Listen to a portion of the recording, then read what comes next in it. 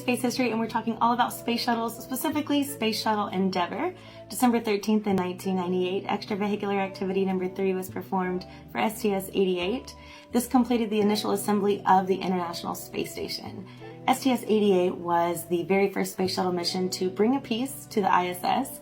Orbiter Endeavour flew the Unity node, which was the first piece of the ISS built by the United States, and this made history. They used the Canada arm to bring Zarya above Unity, and we have been living in space for the last 20 years. This is a technology marvel to have a habitat 250 miles above Earth, where we have done so many experiments and made inventions and discoveries that have made life here on Earth better and have such an impact on our daily lives. December 13th in 1993, STS-61 returned from a Hubble Space Telescope repair mission. STS-61 was also flown using the Endeavour, and it set many records. At the time, it was the most EVAs performed by a space shuttle flight, and it was considered to be a really sophisticated flight.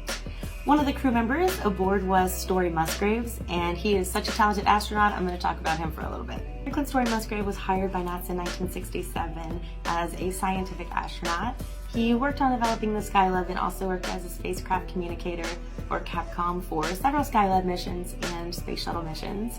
Story is the most formally trained astronaut. He has 6 degrees, including a doctorate, and he is also the only astronaut who has ever flown all 5 space shuttle orbiters. So he is such a talented astronaut. Really cool story.